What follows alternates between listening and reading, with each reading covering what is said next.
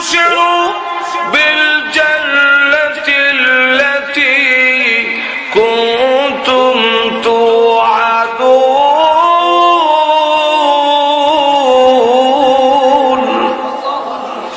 সাহাবীরা রাসূলকে জিজ্ঞাসা করেন, ইয়া রাসূলুল্লাহ, আল্লাহর নবী গো, আমরা তো না বুঝছো সুবহানাল্লাহ আল্লাহু আকবার বলেছি, আপনি কেন গো তার কবরের দিকে তাকাইয়া সুবহানাল্লাহ আল্লাহু আকবার বললেন? ওগো নবীজি, আপনি কেন কাঁদতেছিলেন? আল্লাহর নবী বলেন, আমার সাদের কবরের দিকে তাকাইয়া দেখি দুইটা পার চোখে দেখা যায় না, এত দূরে গিয়েছে, সেখান থেকে এসে তখন চাপ দিবে, দুইটা পার একত্রিত হয়ে যাবে, আর গুলো এইভাবে ঢুকে যাবে। এই কথা, এই অবস্থা দেখে আমি নবী তখন আল্লাহু আকবার বলতে লাগলাম, সুবহানাল্লাহ বলতে লাগলাম। আল্লাহ, আমার সাদের হাড্ডিগুলো ভেঙে যাবে। আল্লাহ তখন ডাকতে বলেন, এ কবর থেমে যাও। আমার বন্ধু তোমার পাড়ে দাঁড়াইয়া চোখের পানি ছেড়ে দিয়ে কাঁদতেছে। আল্লাহ কবর থামাই দিছে। হযরত ফাতেমা উহুদের ময়দানের দিকে দৌড়ায়, আরেকজন মহিলা উহুদের ময়দানের দিকে দৌড়ায়, উহুদের ময়দানের দিকে আওলাকে সে পাগল নিবেশে দৌড়ায়। সাহাবীরা জিজ্ঞাসা করেন, মহিলা গো, কোথায় যাও? উহুদের ময়দানে যাই, গিয়ে লাভ নাই, তোমার আব্বা যে এসেছিলেন তিনি তো শহীদ হয়ে গেছেন। মহিলা থামে না, আরো পাগলের মতো দৌড়ায়। ও মহিলা, চোখের পানি ছেড়ে ছেড়ে দিয়া কোথায় দৌড়াও? উহুদের ময়দানে যাই, গিয়ে লাভ নাই, তোমার স্বামী যে এসেছিলেন তিনি তো শহীদ হয়ে গেছেন। আরো দৌড়ায়, কোথায় যাও? উহুদের ময়দানে যাই, গিয়ে লাভ নাই, তোমার ছেলে যে এসেছিল তিনি শহীদ হয়ে গেছেন। এবার মহিলা ডাকতে বলে, রে সাহাবীরা, আব্বা শহীদ হয়েছে সংবাদ পেয়েছি, স্বামী শহীদ হয়েছে সংবাদ পেয়েছি, আমার সন্তান শহীদ হয়েছে সংবাদ পেয়েছি, কে শহীদ হইল না হইল সেটা জানতে চাই না, আগে সংবাদ দাও উহুদের ময়দানে দ্বীনের নবী এখনো জিন্দা আছেনি। চিন্তা করে, আশিক রাসূল কারে কয়? আল্লাহর নবী গর্তের ভেতরে থাকা মুনাফিকের সর্দার আব্দুল্লাহ ইবনে উবাই ইবনে সালুল ডাকতে বলে, মুসলমানেরা আসো আমার সাথে, মক্কার কাফিরদের সাথে আমার ভালো সম্পর্ক আছে, চলো তাদের সাথে আমরা আবার এক হয়ে যাই। মুহাম্মদ নাই, আর তোমরা ইসলাম দিয়ে কি করবে? সঙ্গে সঙ্গে আল্লাহ রাব্বুল আলামিন আয়াত নাযিল করেছেন উহুদের পাহাড়ের ওই পাথরের আড়ালে, ওয়ামা মুহাম্মাদুন ইল্লা রাসূল قد خلت من قبله الرسل أفا إن مات أو قتل انقلبتم على أعقابكم। মুহাম্মদ সাল্লাল্লাহু আলাইহি সাল্লাম তো রাসূল মাত্র, এছাড়া আর কিছুই না। আমার নবী দুনিয়াতে আসার আরো আগে বহু নবী এসেছিলেন, কাদ খালাত আয় কাদ মাজাত, বহু নবী এসেছিলেন, তারা বিদায় হয়েছেন। যদি এমন হয়ে যায়, আল্লাহ না করুন, আফা ইম্মাতা আও কুতিলান কলাবতুম, আমার নবী যদি তিনি পৃথিবীর থেকে বিদায় হয়ে যান অথবা তিনি নিহত হয়ে যান, এরপরে কি তোমরা আমার ইসলাম ধর্ম ছেড়ে দিবে? সকলই মরণশীল, আমার নবীও তো একদিন পৃথিবী থেকে বিদায় হবেন। জোরে কোন ঠিক না? ঠিক না? বলতেছিলাম আল্লাহর নবী, বিশ্ব নবী রাহমাতুল লিল আলামিন গর্তের ভিতর থেকে বের হয়েছেন। আয়াত যখন নাযিল হয়েছে পাথরে উঠবেন, কিন্তু নবীজি শরীর দুর্বল, উঠতে পারেন না। আবু তালহা, ওই আবু তালহা যার পিঠের মধ্যে 80 থেকে 99টা তীরের জখম লেগে আছে, ওই আবু তালহা ডাকবে, হুজুর আপনি পাথরে উঠতে কষ্ট হয় গো, আমি আবু তালহা শুয়ে পড়লাম, আমার কাঁধে পাড়া দিন, আমি পাথরে উঠাইয়া দেই। আর জোরে কন্যা আবু তালহা শুয়ে পড়েছে, নবীজি তার কাঁধে পাড়া দিয়া ওই পাথরে যখন উঠলেন, আর উঠে ডাক দিয়া বলেন, সাহাবীরা রে, বিশৃঙ্খল হইও না, তোমরা বিচ্ছিন্ন হইও না, আমি নবী শহীদ হই নাই, এখনো তোমাদের মাঝে জিন্দা আছি। আল্লাহ কোরআনে বলে, রাসূল তোমাদেরকে পিছন থেকে আহ্বান করতেছে। নেই মাত্র নবীজি কারো কারো কানে গেল, এমনি ডাক দিল, তোমরা কারা গো, কে কোথায় আছো, তাড়াতাড়ি আসো। ওই যে নবীজির আওয়াজ শোনা যায়, আল্লাহর নবী বিদায় হয় নাই, এখনো দেখা যায় পাহাড়ে জিন্দা দাঁড়াই রয়েছে। সব সাহাবীরা জমা হইলেন, আল্লাহর নবী স্বাভাবিক বললেন, আয়াতগুলো বলবো পরে, আগে শোনো, আমার তালহা আমার প্রতি যেই ভালোবাসার প্রমাণ দেখিয়েছে, আশিকে রাসূলের যে দৃষ্টান্ত স্থাপন করেছে, এই জন্য আউজাবাত তালহা, আমার তালহার জন্য আল্লাহর তৈরি জান্নাত ওয়াজিব হয়ে গেছে। আর আমি বলতেছিলাম, প্রত্যেকেই মরণশীল, নবীও পৃথিবীর থেকে বিদায় হয়েছেন, আপনি আমিও দুনিয়ার থেকে বিদায় হওয়া লাগবে কি লাগবে না? আর তো কম, ওই মরণের সময় যখন গনি আসবে, আল্লাহ রাব্বুল আলামিন বলেন, আমার বাহিনী এমন বাহিনী, এমন শক্তিশালী, তার কাছ থেকে কেউ ছিনাইয়া নিবে এই ক্ষমতা কারো নাই। আর তো কম না, আল্লাহ রাব্বুল আলামিনের বাহিনী কে পরিমাণ বাহিনী আল্লাহ তাআলা কেউ জানেন না। আল্লাহর সৈন্যের সংখ্যা, আল্লাহ রসুল বলেন, ছোট ফেরেশতা আল্লাহর একবারে ছোট বাহিনী। আমরা তো র‍্যাব, আর্মি, বিডিআর এইগুলো আছে, পুলিশ আছে, ধাক্কা দেয় না, গুরুত্ব দেয় না, শরীরের শক্তি বেশি, কিন্তু এরপরও পুলিশের চাইতে বিডিআর এর পাওয়ার বেশি দেওয়া, বিডিআর এর চাইতে আর্মির পাওয়ার বেশি দেওয়া, আর্মির চাইতে র‍্যাবের পাওয়ার বেশি দেওয়া।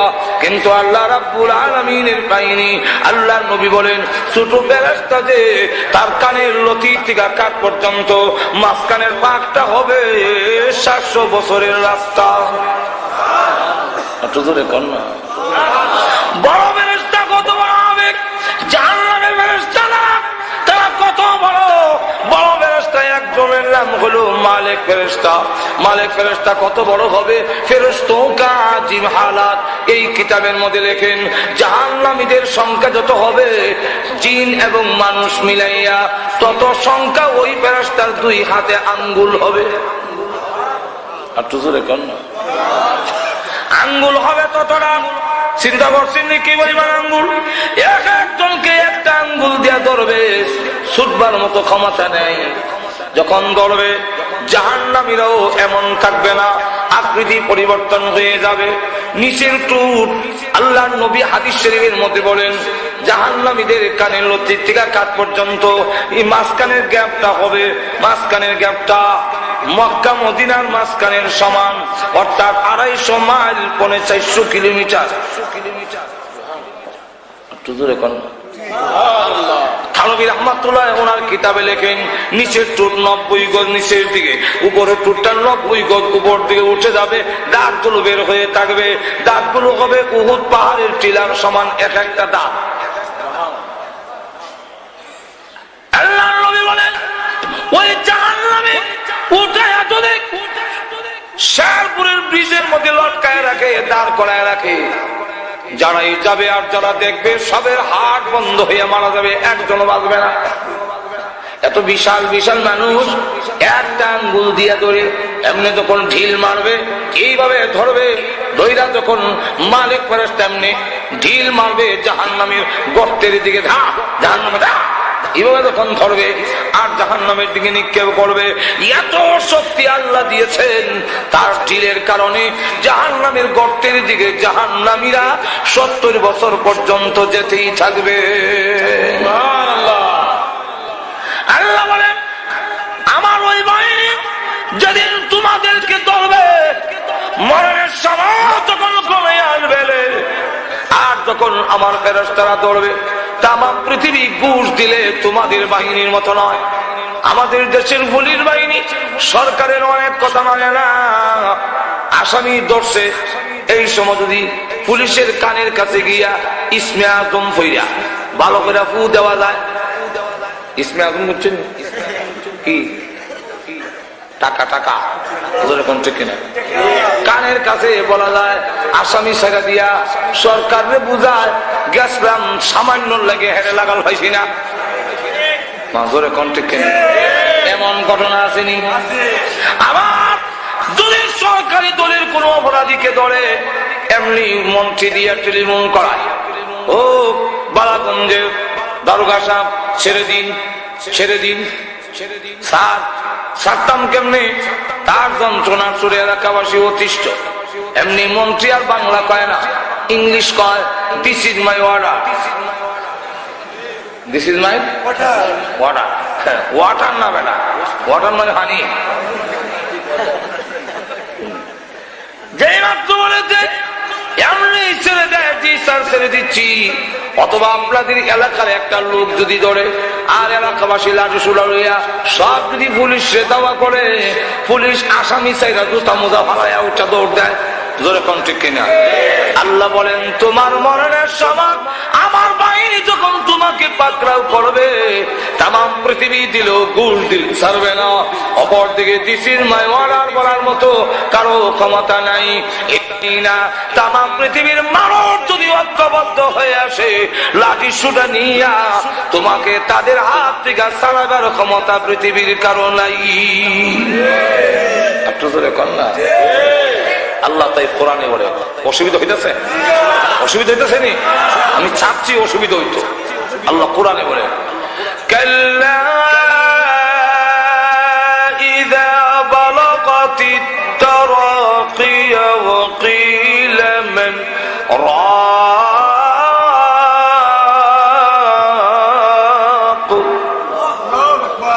যেদিন ফেরেশতারা তোমাকে ধরে রোজ যখন কণ্ঠনালীতে আনবে, ওই দিন বলবে কিলা মান রাক, বলা হবে কে বলবেন? লুকাইল।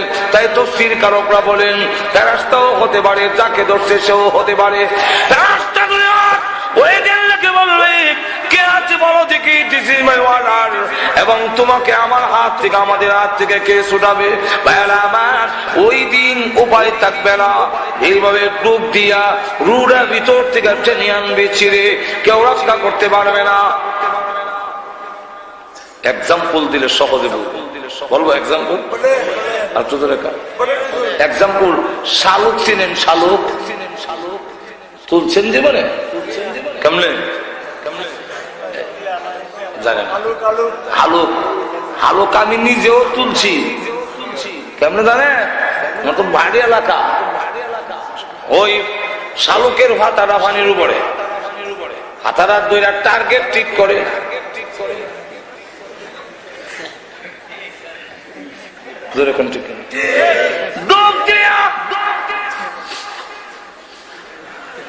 শালুক দুই রকম, একটা লাম্বার একটা গুল। লাম্বাটার জন্মটা হাতা সিরা বেগত হয়, আরেকটা টার্গেট ঠিক করে। যেমনি ভাবে ডোক দেয়া পানির নিচ থেকে শালুক টাঙ্গা উঠে জ্বরগুলো ছিঁড়ে দিয়া, হাতা ছিঁড়ে দিয়ে শালুককে বিচ্ছিন্ন করে। আল্লাহ কোরআনে বলেন ওয়াল্লাযিআতি গারকা ওয়ান্নাশিতাতি নাশতা।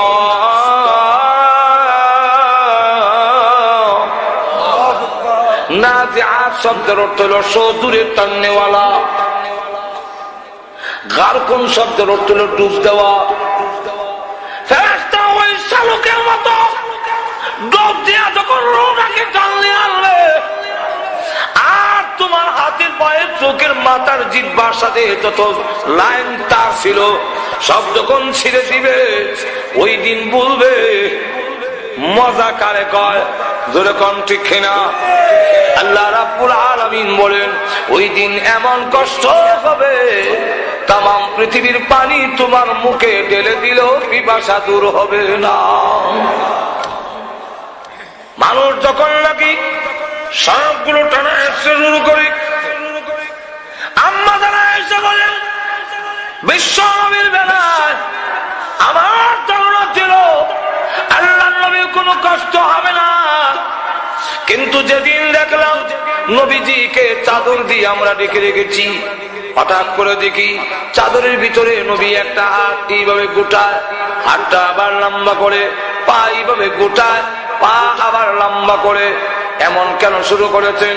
আমি আয়েশা নবীজির শরীর মুবারক থেকে চাদর সরাইলাম, টাকা দেখি আল্লাহর কসম করে বলি, বিশ্ব নবী নিষ্পাপ, কোন গুনাহ নাই।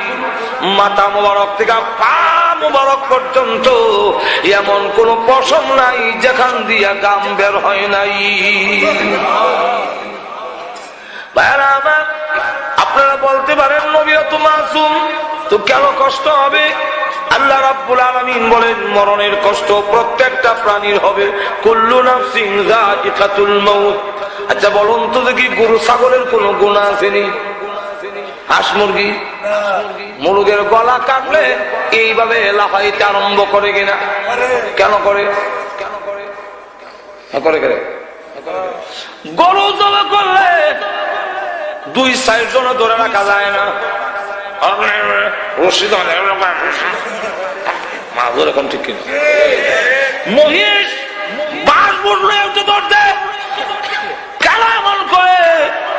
মহিষের কোন গুনাহ নাই, গরুর কোন গুনাহ নাই। গরু জবাই করলে মরণের কষ্ট হয়, মহিষের কষ্ট হয়। গুনাহ আর সওয়াব বুঝি না, মরণের সময় জান বের করতে প্রত্যেকের কষ্ট হবে। আল্লাহ রাব্বুল আলামিন বলেন, সেই মরণ যদি তোমার বড় হন লাগে, আমি আল্লাহর বিধান মানব। আল্লাহর নবীকে বলেন, আম্মা জান আয়েশা রাদিয়াল্লাহু আনহা, ওগো নবীজি, মুমিনের কি মরণের কষ্ট হবে? আল্লাহর নবী বলেন, আয়েশা, মুমিনের মরণের কষ্ট হবে। আম্মা জান আয়েশা বলেন, ওগো নবীজি, মুমিনের যদি মরণের কষ্ট হয় তাহলে মুমিনের ইজ্জত রইল কোথায়? আল্লাহর নবী ডাক দিলেন, আয়েশা, মুমিনের মরণের কষ্ট কষ্ট থাকবে না গো, কষ্টগুলো সব আনন্দের হয়ে যাবে। কষ্ট কষ্ট থাকবে না। কয়েকটা এক্সাম্পল দিলে সহজে বুঝে ফেলবে। সময় কম, বেশি এক্সাম্পল দেওয়ার টাইম নাই। সুন্নত করাইতে দেখছেন তো খতনা? জীবনে বোঝা যায় খতনাও করানো হয়েছে না? খতনা হয়েছে না আপনারা? অত আসতে কম। হ্যাঁ, খতনা যে পড়ায় এই সময় দেখবেন আমরা আগে আজম আইসা খতনা করাইতো, যেমন খালি আজম দেখছে এ দৌড় দিয়া আর একবারের গরুর গোয়ালের বিক্রি গিয়ে লুকেছে। বড় ভাইকে খুঁজে বের করছে, কিরে এখানে কি করো? কোন সময় আদমরে বিদায় করে দিছি? আসলে বিদায় করছে না, তোর কোন ঠিক কিনা? দইটা আনলাম না, হয় না, আমি আছি না, আমি তোর বড় ভাই আছি না। বাড়িতে না দেখি আজম বসা জল ছবির মধ্যে বসাইছে, আর আয়ত্তার যন্ত্র সব বাইল করে থইছে, যন্ত্রগত যা আছে। আর এমনি জল চোখের মধ্যে বসাইয়া 2 ঠ্যাং দিকে দিয়া আর 2 হাত সেবা দিকে নিয়ে মুখটা একটু বুড়াইয়া, যেরকম ঠিক কিনা? দর্শে কি আজ গাইলে লাগা লড়তে দেয় না। যিনি দর্শেন উনি কি দুশ্মন? আচ্ছা ধরে কর আপন, কিন্তু দর্শে কেন? আমার কাজটা আসান হওয়ার জন্য। ঠিক তেমনি ভাবে রহমতের ফেরেশতা মুমিনকে ধরবে। কেন ধরবে? তার রুহটা আসানের সাথে বের করার জন্য। এমনি দেখবেন এখনো কিন্তু দর্শি হে চিৎকার দেওয়ার কারণ হলো যন্ত্র দেখা এর যন্ত্রণা শুরু হয়ে গেছে। মনজুরে কন্ট্রিক কিনে যন্ত্র দেখা এখনো দর্শি না। ঠিক তেমনি ভাবে মুমিন যখন খালি ফেরেশতা দেখে দর্ব বাইচা লইছে, আজরাইল দেখছে, তখন দেখবেন কিচ্ছু কথা কয় না, কিন্তু বাড়ি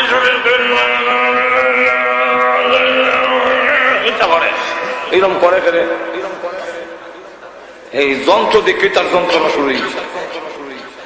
মা ঘর থেকে ডাক দেখা, কিরে আমার ছেলেরা তোরা মানে নিবে? আসলে কে ছাড়তো? ছাড়তো না। যেরকম ঠিক কিনা?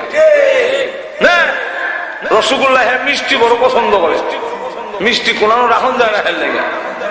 হ্যাঁ রসগোল্লা দেয়, রসগোল্লা না ধরছে মুখ, মুখের সামনে আগর রসগোল্লা দেখার পরে আর চিল্লা দিলি না, শুধু খালি হয়রানিরা আছে। এটা আছে এটা এগুলা নাই। কেন এটা? রসগোল্লার দিকে তার খেয়াল চলে গেছে, এখন তার যন্ত্রের দিকে খেয়াল নাই। এখন ঠিক কিনা? যন্ত্রের দিকে খেয়াল নাই, দিছে রসগোল্লা ঢুকাই মুখে কামড় দেয় দিছে। আর রসগোল্লার রড যখন সারা জিব্বাটা পড়ে গেছে, বলার সাথে সাথে এদিক দিয়ে চোখ টিপ দিছে, কাম ছেড়ে না, এমনি সীমাতে গীতা নানার বাড়ি গেছি, খাওয়া দাওয়া হয়েছি নানি কেমন আদর করলো, এটা কয়ার লেন্টি বানায় দেয়। পরে জায়গায় কেমন কষ্ট হয়েছে রে, ফিফরার কামড়ের লাগানটা রয়েছে, ফিফরার কামড় মাথা কাটতে লেগেছে তোর, ফিফরার কামড় কি এখন ঠিক কিনা?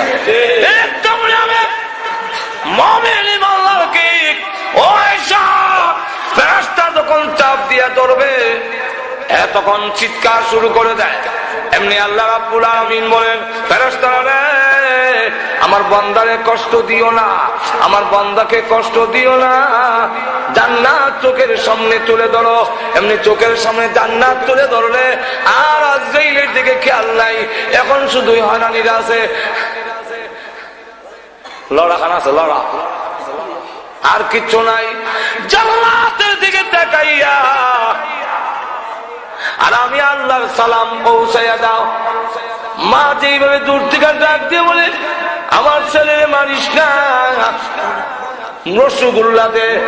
আল্লাহ দূর থেকে ডাক দিয়ে কই, ফেরেশতারা রে আমার বান্দার কানে আমি আল্লাহর সালাম পৌঁছাইয়া দে।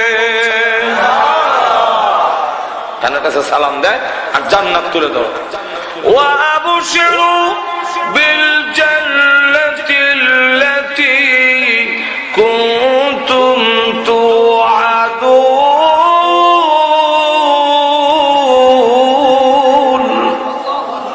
জান্নাত চোখের সামনে তুলে ধরো, জান্নাতের দিকে তাকাইয়া আল্লাহর সালাম পাইয়া ও আয়েশা মুমিনের মরণের কষ্ট কষ্ট থাকবে না, সম্পূর্ণ আনন্দের হয়ে যাবে।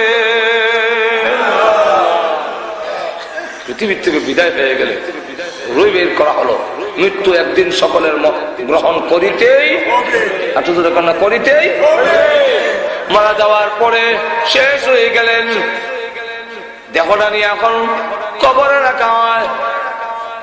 যেরকম ঠিক কবরের আযাব যে হবে এর মধ্যে কোন সন্দেহ আসেনি। আরো ধরে কন, আল্লাহর নবী বলেন, কবরের আযাব থেকে যদি কেউ রেহাই পেত, আমার সাদ ইবনে মুআয রেহাই পেত, যার জানা যায় ৭০,০০০ রহমতের ফেরেশতা শরীক হয়েছে। সেই সাদ ইবনে মুআয কবরে রাখার পরে ওনার কবরের পাশ দাঁড়াইয়া বড় বুজুর্গ সাহাবী, ওনার ইতিহাস কইতে গেলে লম্বা হয়ে যাবে, ওই দিকে আমি যাব না। উনি যখন নাকি এইভাবে কবরে রাখা হইলো, রাখার সাথে সাথে দেখা যায় আল্লাহর নবী এটা শুরু খরচ করেছে, খাইবেন না এই দেখি খাবো,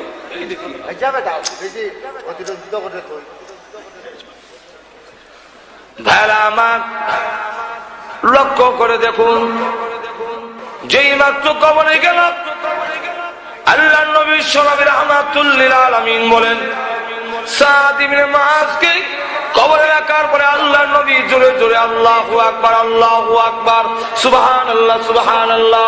হাদিস শরীফের মধ্যে এসেছে সাব্বাহা ওয়া কাব্বারা। সাহাবায়ে কেরামও জোরে জোরে বলেন সুবহানাল্লাহ, সুবহানাল্লাহ, আল্লাহু আকবার। নবীজি কাঁদতে আরম্ভ করলেন। আল্লাহর নবী ডাক দিয়ে বলেন, সাহাবীরা রাসূলকে জিজ্ঞাসা করেন, ইয়া রাসূলুল্লাহ, আল্লাহর নবী গো, আমরা তো না বুঝে সুবহানাল্লাহ, আল্লাহু আকবার বলেছি, আপনি কেন গো তার কবরের দিকে তাকাইয়া সুবহানাল্লাহ, আল্লাহু আকবার বললেন?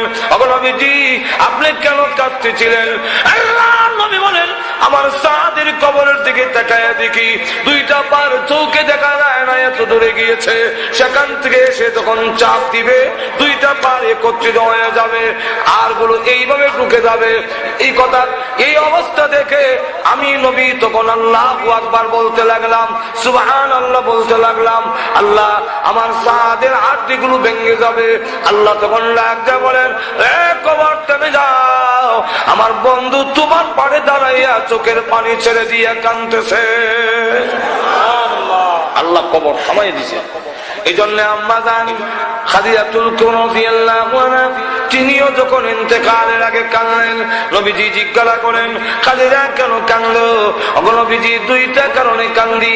একটা কারণ হইল আপনার জন্য, আরেকটা আমার জন্য। নবীজির জন্য কেন কাঁদলেন? কান্নার কারণ হইল ওগো নবীজি, আপনি যখন দাওয়াত দিতেন আমি খাদিজা আপনার পাশে দাঁড়ায় থাকতাম। ওই কুরাইশেরা আপনার গায়ে আক্রমণ করতে পারত না, সাহস পেত না, দিত আমি খাদিজা আছি। খাদিজা ধনাঢ্য মহিলা, কুরাইশের মধ্যে সম্মানিত মহিলা, ওনার কারণে সাহস পায় না হামলা করার জন্য। ওগো নবীজি, আমি পৃথিবী থেকে বিদায় হয়ে গেলে আপনার পাশে কে দাঁড়াবে? এই জন্য কান্দি। এমনি চুট্টু মেয়ে ডাক দিয়ে বলে, মাগো, এই চুট্টু মেয়ের নাম হলো ফাতেমা। তিনি ডাক দিয়ে বলে, আম্মা কান্দেন না, আপনি পৃথিবী থেকে বিদায় হয়ে গেলে এখন থেকে ওয়াদা দিলাম আমি ফাতেমা আমার আব্বার পাশে দাঁড়ায়া থাকবো। ঠিকই থেকে গিয়েছে, ইতিহাসে প্রমাণিত। আল্লাহর নবী যখন দাওয়াত দিতেন পিছনে কাপড়ের মধ্যে ধরা থাকতো, কোমরের মধ্যে ধরতেন ছোট্ট একটা মেয়ে। এই মেয়ের নাম হলো ফাতেমা। ওগো নবীজি, ফাতেমা রাদিয়াল্লাহু আনহা ওয়াদা দিয়েছেন ধরে রাখবেন। তখন হযরত খাদিজা বলেন, দুই নম্বর কারণটা হলো আমা। ওগো নবীজি, আমি আপনার কাছ থেকে একটা ওয়াদা নিতে চাই, আপনার ব্যবহারে একটা কাপড় আমার কাপড়ের ভিতরে দিবেননি। কেন? ও নবীজি, ভয় লাগে, কবরের কোন সামান আমার নাই। ওগো নবীজি, কবরে যাওয়ার পরে কবর যখন চাপ দিবে আমার হাড়গুলো ভেঙে যাবে, এই জন্য কান্দি। আপনারা বলেছেন কবরে চাপ দিবে, হাড্ডিগুলো ভেঙে যাবে। আপনার ব্যবহারের একটা কাপড় মুবারক যদি আমার কাপড়ের ভিতরে দেন, তাহলে আমি খাদিজা মনে করি আপনার ব্যবহারের কাপড় যদি আমার কাপড়ের ভিতরে থাকে গো, কবর আমাকে চাপ দিয়ে হাড়গুলো ভাঙতে পারবে না।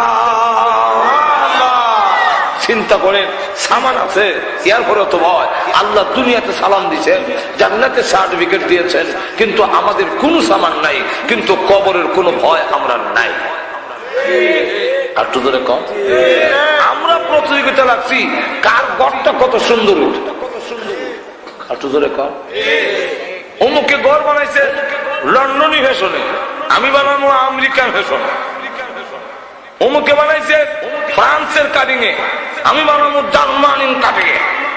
অমুকে বাথরুমও খরচ করছে 1.5 লাখ, আমি করবো 3 লাখ।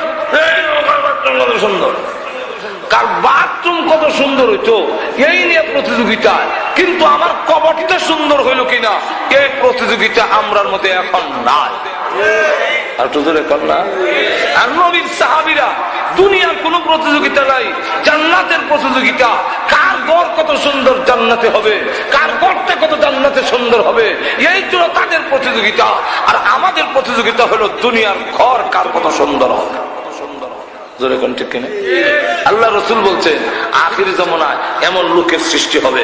এই জন্য ভাইয়ের আমার রাম্মাসুরা করার সুযোগ নাই, কবর আমরা থাকতে হবে 40,000 বছর।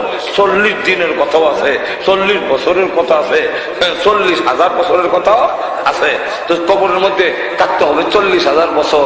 আর বাথরুমও থাকবেন 10 মিনিট। ঈদের মধ্যে করে আমরা অত কষ্ট লেগে জায়গা হাই কমট না হইলে আপনার পায়খানা হয় না। এও আবার বদনা উঠে এলিছে, বদনা আলগি দিয়ে পানি খরচ করতে অসুবিধা হয়, পাইপ লাগাইছে, পাইপ দিয়ে পানি খরচ করে।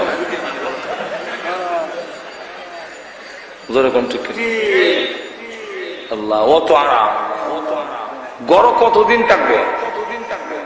নিশ্চয়তা, নিশ্চয়তা। এক লোক জিগায় বেটা এই কুশিয়ানা নদীতে কতদিন ধরে মাঝি করা হচ্ছে? 50 বছর হয়েছে। বছর বলে হ্যাঁ। বয়স কত? বলে 60। তো ও তো সকালে নদীতে এলে কেমনি? আমার বাপ মাঝি আছে, উনি আসেনি। বলে না, মারা গেছে। কেমনে মরছে? ওই ঘূর্ণিঝড় হয়েছিল আর কাল বৈশাখী 4টা নৌকা ডুবে মারা গেছে। কত বড় জানে তোর বাপ এই নদীতে মরলো, তুই আবার এই নৌকা তো বাচ্চা সার আসেনি না। আমার আব্বু মারা গেছে। কই মারা গেছে? বলে আমরা পশ্চিমের ঘর। আচ্ছা, ঘরটা আসেনি। ও আছে তো মাটিত মারা গেছে না খাট পালনে বুঝলে না খাটে ওই খাটটা আসেনি বুঝলে আছে লেপ তো সব বুঝলে আব্বা যদি ঘুমাই তৈরি আছে এখন কি করছেন সাঙ্গ তুলে দিয়েছেন না না এখন আমি ঘুমাই এখন আমি ঘুমাই আব্বার বড় ছেলে হিসেবে আমারও দিছে